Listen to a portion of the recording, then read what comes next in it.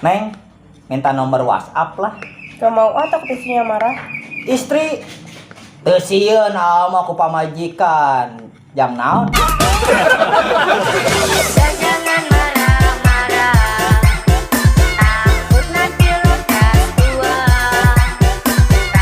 Assalamualaikum warahmatullahi wabarakatuh. Sampurasun CS ku semuanya. Bertemu lagi dengan saya yang tentunya di channel lain Ustad. Sebelum membahas lebih lanjut tentang poligami ataupun tentang perselingkuhan ya, jangan lupa untuk subscribe, like, komen, dan share kepada siapapun agar channel ini terus berkembang.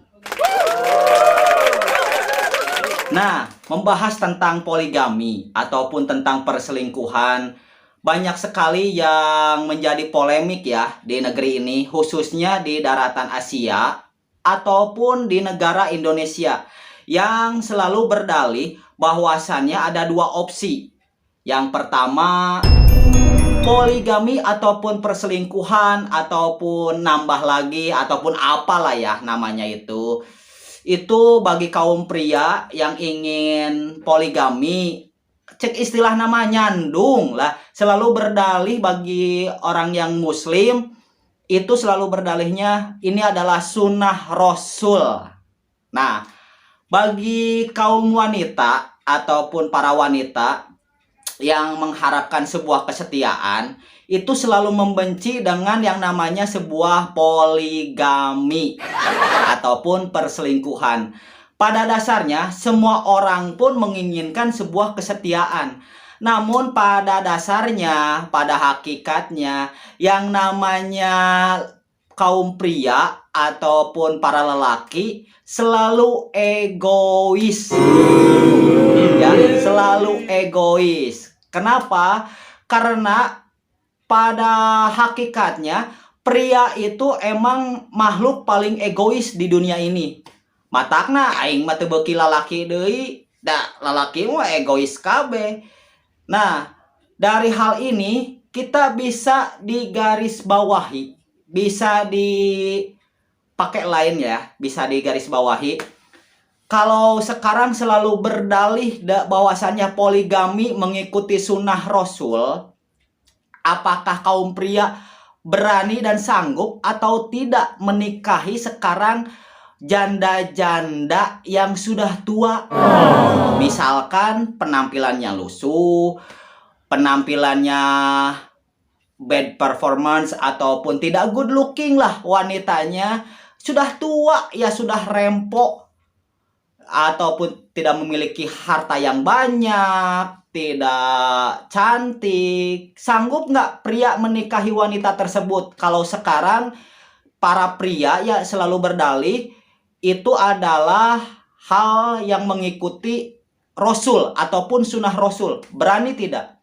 Kalaupun berani berarti benar mengikuti sunnah Rasul. Tapi kalau misalkan masih pulah pilih, masih memilih yang cantik, kalau sudah tua hartanya yang berkecukupan ataupun ada hal-hal lain, berarti itu bukan mengikuti Rasul, bukan sunnah Rasul, berarti itu hanya berdasarkan nafsu. Nah, dari sini kita tahu, lihat dulu faktor utama para lelaki ingin poligami ataupun ingin nyandung ya, kalau menurut orang Sunda mah lihat dulu dasarnya apa.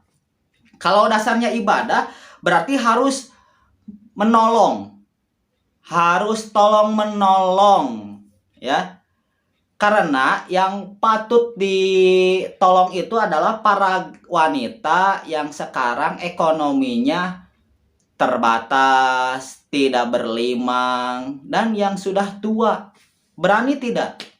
Kalaupun masih muda, lihat dulu faktor atau basic atau belakangnya seperti apa wanita yang akan menjadi yang kedua, yang ketiga, yang empat. Karena sesuai anjuran Rasul, untuk hal poligami ini pilihlah 2, 3, ataupun 4. Dan itu dasarnya apa? Apakah pernah Rasul setelah meninggalnya Siti Khadijah dan menikah dengan Siti Aisyah, kemudian Siti Aisyah dipoligami? dengan Siti Zainab ataupun dengan siapapun, pernah nggak Rasul menikahi wanita-wanita kaya, wanita-wanita yang sekarang masih muda, wanita-wanita yang penampilannya cantik? Pernah tidak? Kalaupun pernah dikisahkan pada tareh, itu ada unsur kepentingan agama. Misalkan menikahi salah satu putri dari suku tertentu, itu adalah untuk kepentingan menyebarkan dakwah Islamiyah. Apabila sekarang putrinya dinikahi, maka semua pengikutnya ataupun semua kelompoknya pasti masuk Islam. Nah, di zaman sekarang ada nggak orang yang sanggup seperti itu? Saya rasa, saya pribadi merasa itu tidak akan mungkin. Karena semua lelaki pasti berdasarkan nafsu. Kemudian, kalau sekarang melihat faktor mengikuti sunnah Rasul, apakah sudah layak, apakah sudah pantas para lelaki mengikuti jejak Rasul dulu dalam hal ibadah yang lainnya selain poligami ataupun selain menikah? Misalkan sesuai ayat di Al-Quran, yaitu a'udzubillahi minasyaitonirrajim, ya ayyuhalladzina amanu aqimus sholat wa atuz zakat. Apakah sudah benar sholatnya? Apakah sudah rutin sesuai jadwal? Apakah zakatnya sudah rutin? Apakah zakatnya sudah sering? Kemudian ibadah-ibadah yang lainnya apakah sudah dilaksanakan atau belum? Kalau belum, jangan dulu memikirkan sunnah Rasul ataupun mengikuti Rasul yang enak-enaknya saja menurut zaman sekarang. Lihat dulu sekarang sholatnya. Sudah rutin atau tidak? Sudah khusyuk atau tidak? Kemudian zakatnya. Kemudian perhatikan ibadah-ibadah yang lainnya.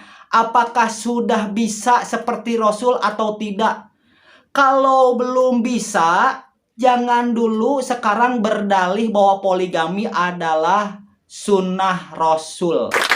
Ikuti dulu. Ari urusan nyandung, ngikuti Rasul. Ari urusan sholat, zakat, yang ibadah nulaina, hare-hare. Itu yang mesti kita garis bawahi. Ya. Itu yang mesti kita ikuti. Jadi, di faktor yang ketiga, kita perkuat lagi. Apabila kita sekarang mau ngikuti jejak Rasul ataupun sunnah Rasul, apakah kita akan siap untuk adil terhadap pasangan-pasangannya atau tidak? Misalkan untuk membahagiakan istri, urusan perutnya apakah sudah tercukupi atau tidak? Sekarang apakah penampilannya, sandang, papan, dan pangannya sudah tercukupi atau tidak? Kemudian anak-anaknya sudah tercukupi atau tidak? Kalau belum, jangan dulu merasa sanggup dan adil untuk poligami. Ya. Ingat tuh, ingat. Kalau istri kita sudah tercukupi, anak-anak kita sudah tercukupi, kemudian kita ingin menolong gadis lain ataupun wanita lain untuk dipoligami daripada kita dekat dengan fitnah, silakan. Kalau belum, jangan sekali-kali berani menyatakan bahwa poligami itu adalah mengikuti sunnah Rasul. Ya, jadi kalau sekarang misalkan keluarga di rumahnya yaitu istrinya sudah tercukupi, putri-putrinya sudah tercukupi, putra-putranya sudah tercukupi, silahkan. Maka ganjarannya adalah surga. Namun kalau di rumah tangganya belum juga tercukupi, jangan berani atau sanggup untuk poligami. Ya, jadi kita mesti ada faktor yang mesti jadi tanda kutip ya. Jangan dulu berani deh. Dari ketiga faktor tersebut, nanti akan dibahas di video selanjutnya ataupun di tayangan selanjutnya secara detail hukumnya seperti apa. Yang jelas, apabila sekarang pria ataupun suami yang sudah mengikuti jejak Rasul ataupun sunnah Rasul, sholatnya terjamin kualitasnya, kemudian zakatnya terjamin kualitasnya, kemudian ibadah yang lainnya benar-benar sesuai Rasul, maka silahkan poligami. Apabila sekarang keluarga di rumahnya ataupun istrinya sudah tercukupi, putra-putrinya sudah tercukupi, keluarganya membahagiakan orang tua sudah tercukupi, maka silahkan poligami untuk membantu wanita lain agar menjauhi fitnah, maka nikahi. Nah, apabila belum, mending jangan. Nah, apabila sudah tercukupi semuanya, maka para istri menahan hati ataupun bersabar menerima situasi seperti itu, ganjarannya adalah surga Firdaus. Emang berat menerima kondisi ataupun situasi suami yang melakukan poligami. Makanya di dunia ini hal-hal yang pahit, hal-hal yang penuh memakan hati, loba nyeri hati, itu aja adalah ganjarannya adalah surga. Tapi apabila sekarang yang enak-enak, pasti mendekati hal-hal yang akan membawa kita ke neraka jahanam. Maka dari itu, ingat sekali lagi untuk para wanita, agar suami kita tidak berpikir ataupun tidak melakukan tindakan-tindakan poligami, bahagiakanlah suamimu di rumah. Jadikan dia spesial di rumah. Jadikanlah rumah itu sebagai surga duniawinya.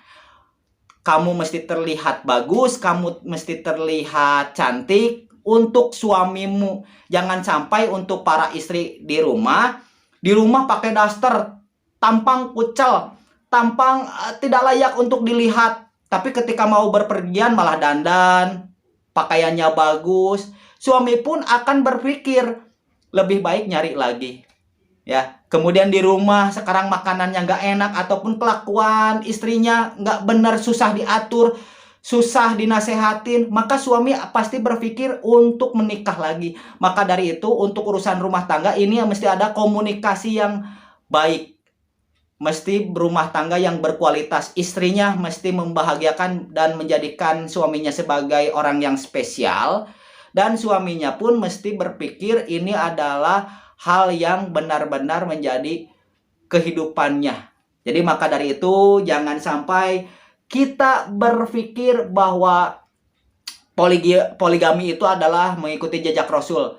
Bahagiakan dulu istrimu di rumah, cukupi dulu istrimu di rumah. See you next time. Bye-bye. Wassalamualaikum warahmatullahi wabarakatuh.